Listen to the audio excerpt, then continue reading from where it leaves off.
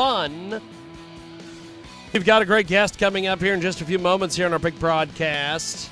We're also going to be playing some of their music as well in this program. Check us out online at kjagradio.com. And if you come in late or want to hear this again, you can go to the website, themic.fun. We have got a great guest joining us today here on the telephone. Go ahead and give us a brief introduction on yourself, my friend. Tell us all about yourself. Hey, I'm Jerry Bogan. I'm a Texas artist, living in the hill country, kind of about 45 minutes west of Austin. And hey, first of all, thanks a lot for playing independent music. Yes, get that in. Yes, thank you. That's great. It's tough to get airplay in this country for us independent guys, So we really appreciate it, and the fact that I was kind of scoping your station out a little bit. I see you're kind of a cross genre station, which is way cool. Even though I'm a country artist, I play probably 30-40% of my show is actually classic rock, But I'm always adding more to that. I love that era. It's just it's really fun. It kind of keeps your show kind of lively and all that. It's just fun to do. Yep. And but anyway, thanks a lot for giving my new single a spin as well. Funny story about that song, "Promised Her a Honky Tonk," is how it came about. I promised my wife to take her out dancing.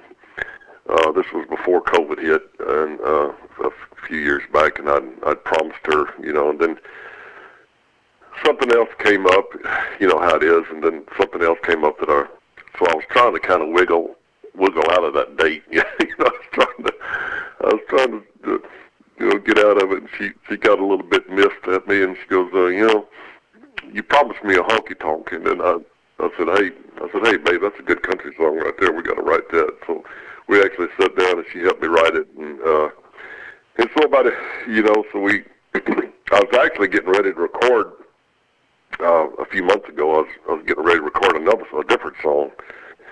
Then I subbed in for a guy with his band. I think for some reason his voice went out or something. I don't remember, but I went and we played this. I played this. We just out of the blue. I said, "Hey, I got a new song." I said, "I've been wanting to test it out." So we played it, and man, the dance floor just filled up. And so I said, "Well, perhaps I should record this song." And so I actually replaced it with the song I was going to record. I touched this with my guys up in Nashville, and we cut a demo on it, and I came back and cut the vocals and subbed in the fiddle player here in Austin, and it turned out, I kicked it up to music and film with Stephen Wrench, my producer, and he has a great program going with his company. His record company is really helps indie artists worldwide. And, we're getting a lot of airplay across the globe, and so it turned out, and it's a fun song. It's a lot of fun song. It's a lot of fun to perform it, and believe it or not, a lot of speaking of cross genre, it's kind of crossing over a little bit. It's about as country as it gets, really and truly. But it's kind of got that Texas swing beat to it, and a few rock stations and pop stations are playing, and about 18 stations in Italy are playing it. Believe it or not, it's kind of crazy. Well, I just got through looking at my report. It's like, well, that's quite a surprise. But hey, whoever wants to play it, I feel honored that anybody's spinning it, and but I'm glad it's being well received, and I hope you guys like it as well. And it's just like I said, it's a fun song to play. So, what got you started playing music? Well, I started pretty young, actually. I started way back in high school, and I'm not going to tell you what year that was, but it was a while back. I can say that. Us old musicians, we never die. We just get lighter equipment.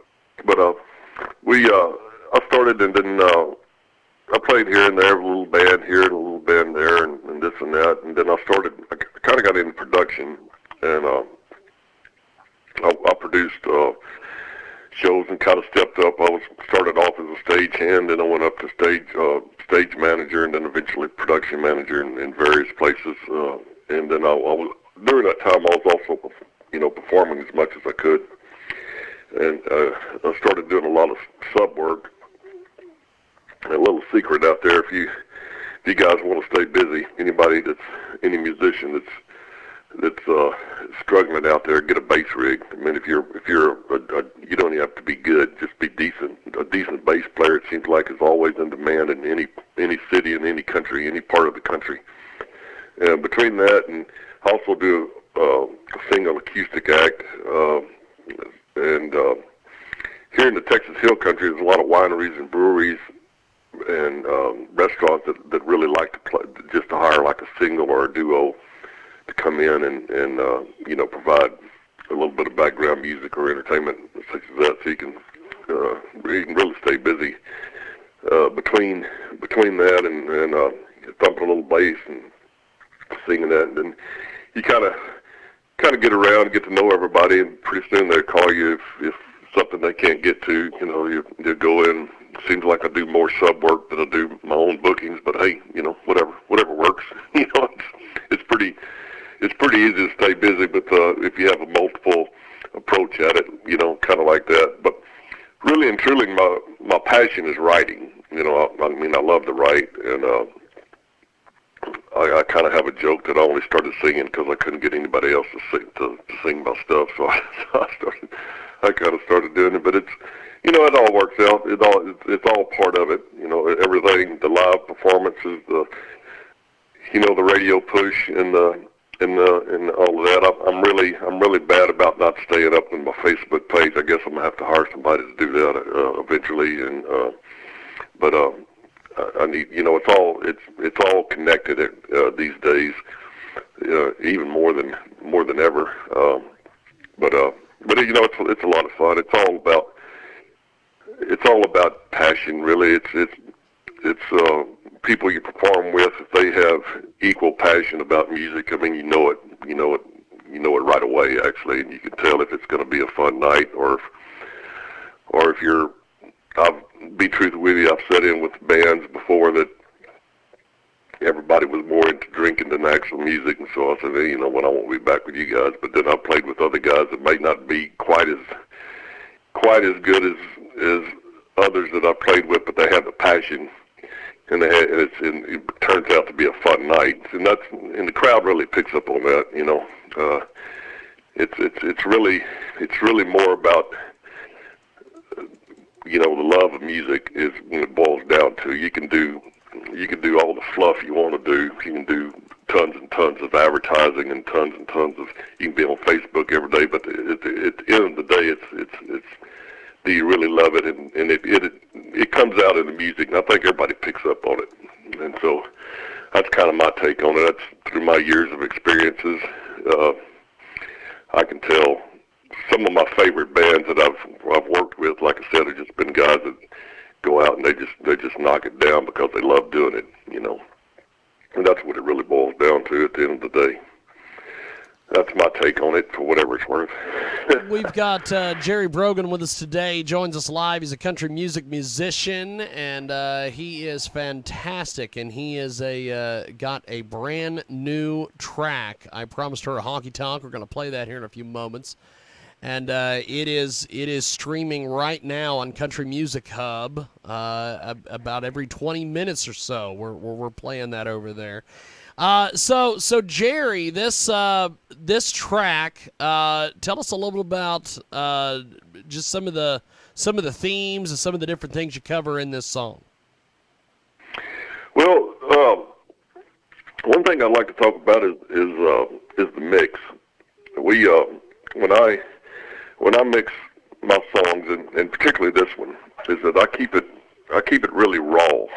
In other words, there's no plug-ins or anything that's computer generated on this. In other words, what you're listening to is each instrument is exactly the way they sound coming out of the studio. One of the real pet peeves I've had with everything coming out of Nashville right now is that you don't really hear the music like you used to. Like, again, back in the days of classic rock, when they'd kick something off, you knew right away which band it was, because everybody had their own sound. And it seems like now, you got a handful of top engineers that are doing the master mix, and everything kind of sounds the same. You hear the same kick drum sound, and you hear the same, everything has the same sound to it. And that's what I'm so glad you guys are spinning independent music, because, on the indies, we still have the freedom to be, to do our thing, and it doesn't get filtered out and computerized and all that. In my mix, when you're listening to it, I mean, I think the only thing we did in the studios, I threw a little bit of reverb on my vocals, and I think we put what's called a high pass filter on the bass, where I think we high passed it about 25, maybe 30 hertz, and that's pretty much it as far as anything adding in the studio. We kind of balanced everything out. So when you're hearing it, like I said, you're hearing the musicians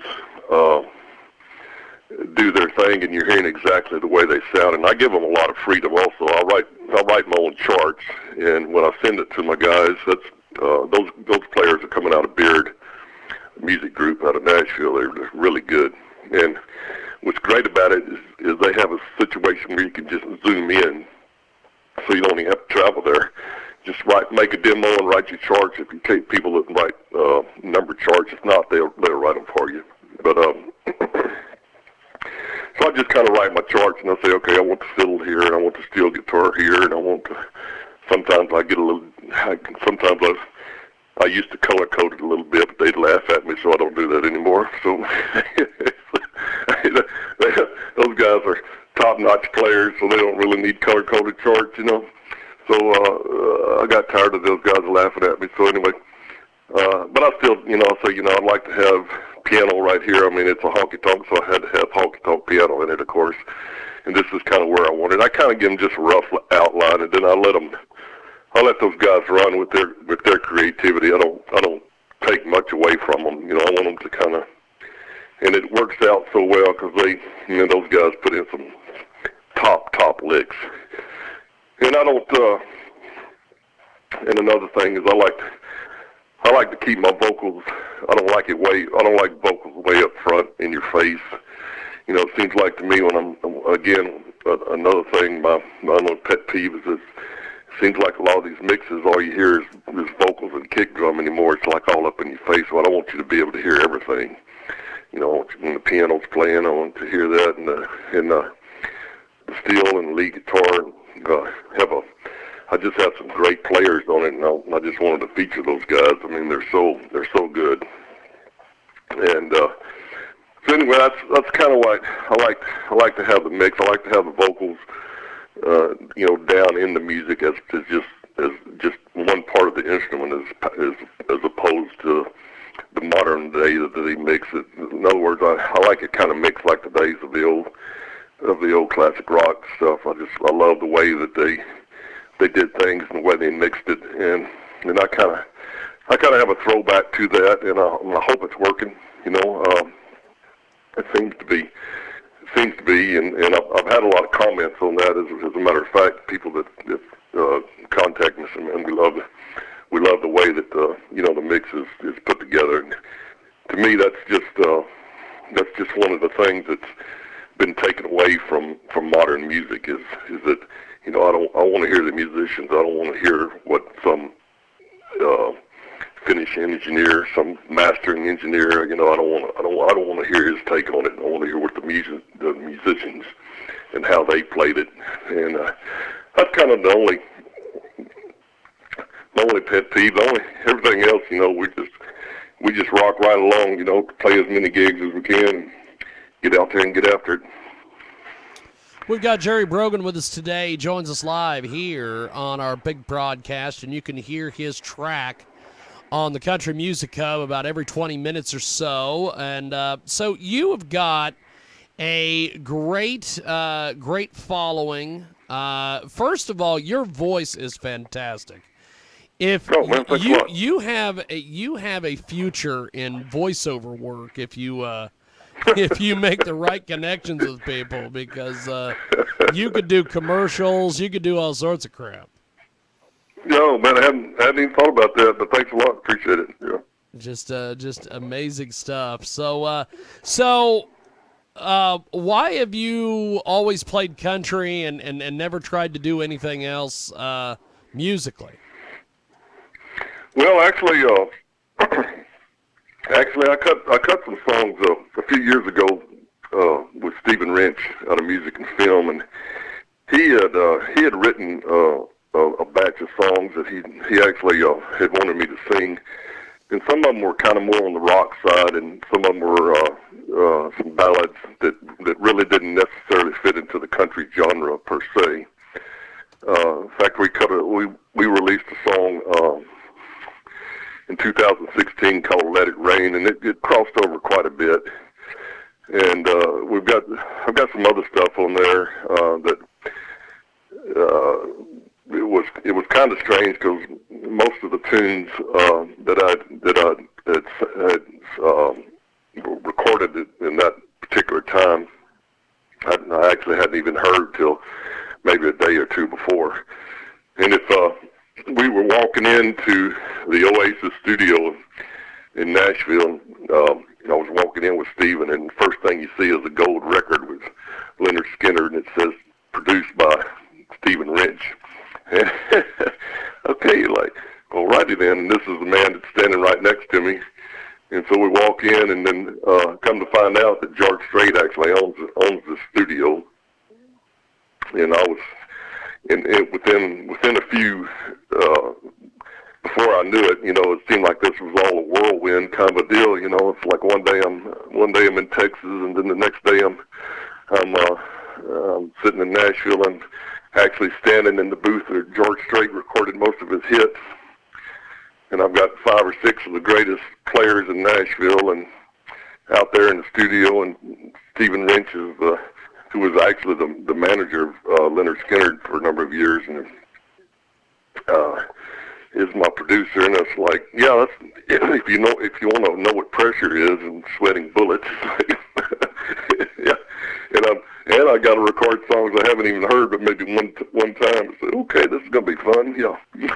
So, yeah, that was a great time. Actually, we spent about a week up there cutting a bunch of tunes, but some of them are speaking about cross genre and independence and all that, which is why I love your radio station. I think I already said that, but I can't reinforce that enough.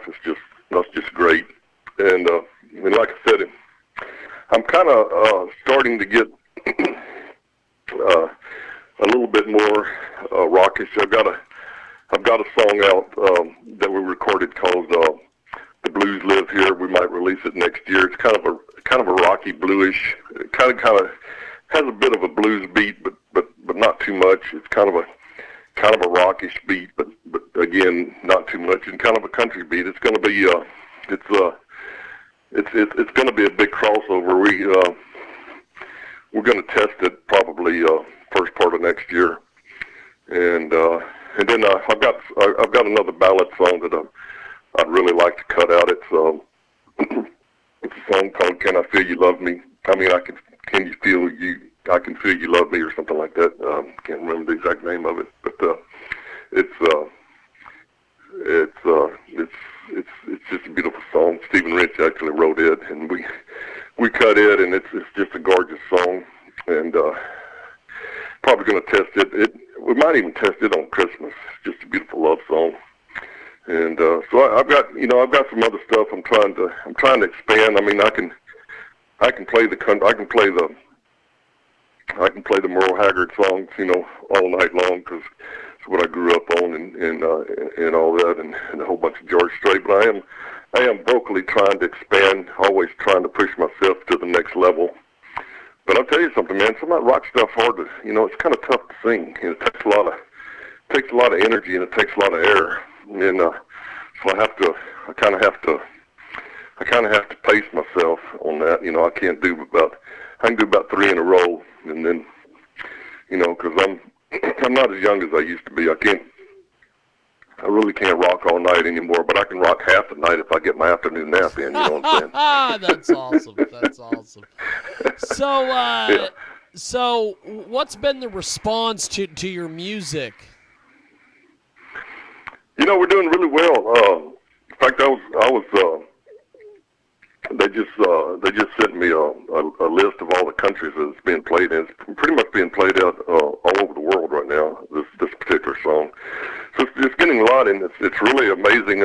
I've got actually, believe it or not, 18 stations and 18 radio stations in Italy that are playing it, which is kind of mind-boggling. Which when I'm looking down at the charts, I see all these countries that aren't necessarily English-speaking countries that are playing my music. So that's always fun. You know, I don't know. Excuse me.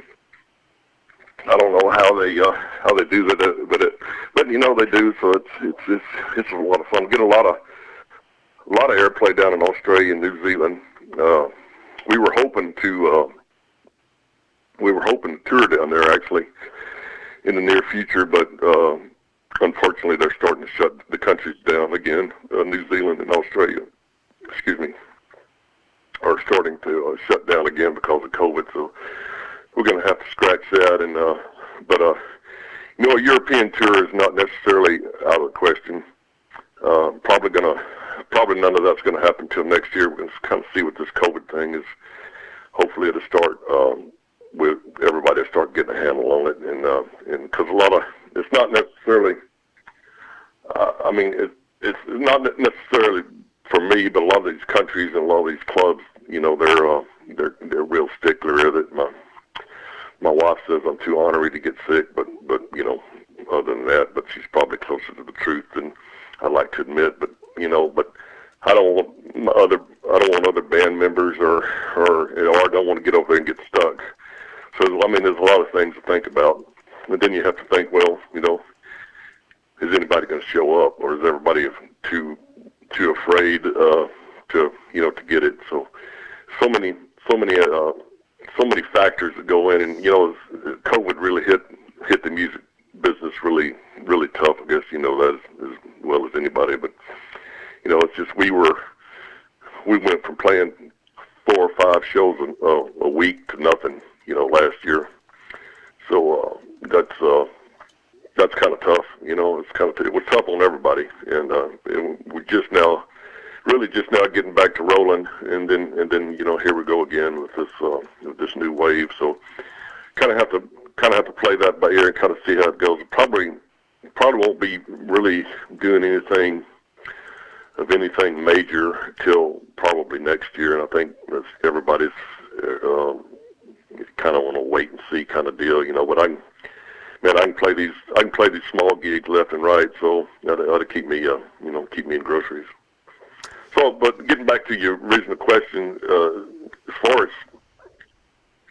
this particular song, it's getting a lot of play. It's I think maybe because you know, it's kind of a fun song, and it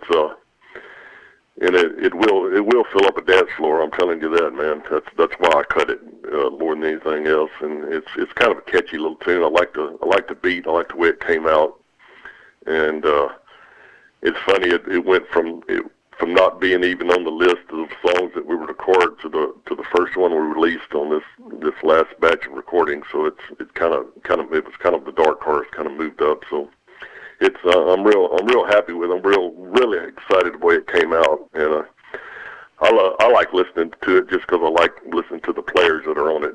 Some of the top-notch pickers are on it, and it's fun to listen to. We have got a great guest with us today. So before we let you go, my friend, and play the song here, how do we get in touch with you online, buy your music, everything? Oh, it's easy. You can just go to Facebook Music and then punch in Jerry Bogan. And most people that want to get a hold of me just send me a message, and then that's kind of how I've been communicating. That's the easiest way to do it. And pretty much, I used to have my email posted, but be truthful with you, there's no way that I I can respond to all the emails that I get. So I kind of had to cut that back a little bit. But I'm easy to like I said, most of the venues that want to get a hold of me, they just send me a message, and then if they want to, once I play the venue, then I'll give them my contact information. If they want, to rebook me, then they can get directly to me. But for the first, and that's pretty much what everybody's doing, I think now, is kind of messaging through Facebook, and I need to cut some new videos and put on there for a little more sampling. As soon as that's probably going to be my next project. But as soon as I get a few extra minutes, we may cut a new video of some sort. And probably with this song that you're about to spin, would be a good one. I'll have to get some people out there to video some people dancing. But I'm a little bit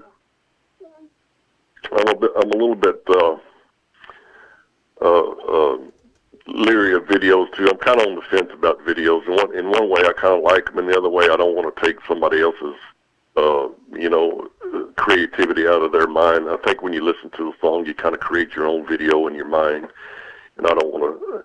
I'm kind of like, I don't want to take that away from anybody either. I kind of like, so if I do a video, it's going to be very generic and very raw, kind of like the mix. It's going to be very basic, That's kind of my feelings on video. I don't know if anybody shares that or not, but I don't like taking away anybody else's thoughts, of what they're thinking when they're listening to a video, when they're listening to a song. In other words, good stuff, my friend. I've got my next guest calling, and I want to make sure we get your tune in here. So I've got to wrap things up here, but you bet. I will talk to you soon. Thank you, sir. There he goes. That was Jerry Brogan. We are going to go to his track. It is right now.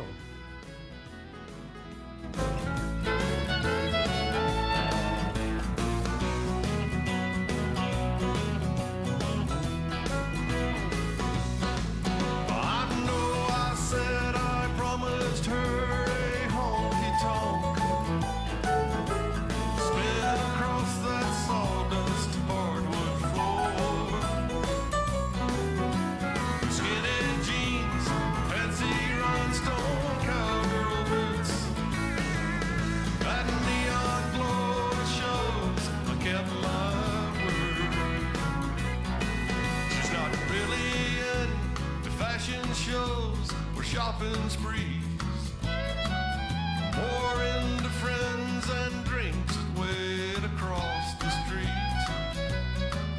Those swinging doors at our front yard just seem all wrong.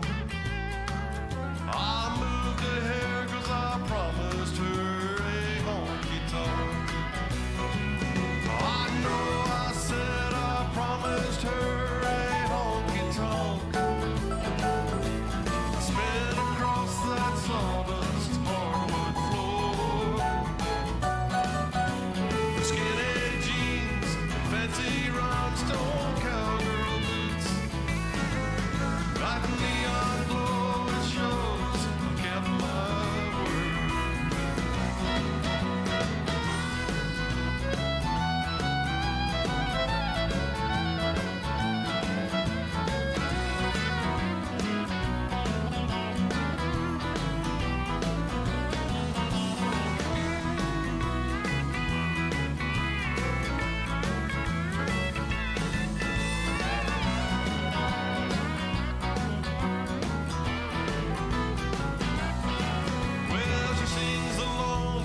Country songs with that rockin' band,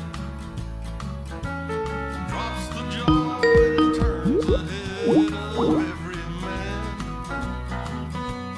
meets and greets and rides the beat like a saddle bronc. She loves me 'cause I promised her a honky-tonk. I know I said I promised her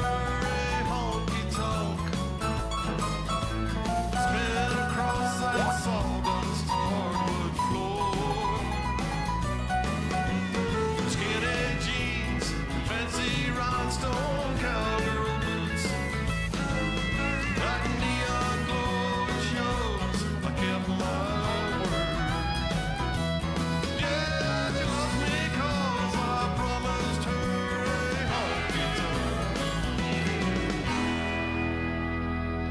Promised her a honky tonk. It is the Country Music Hub. Thank you for listening.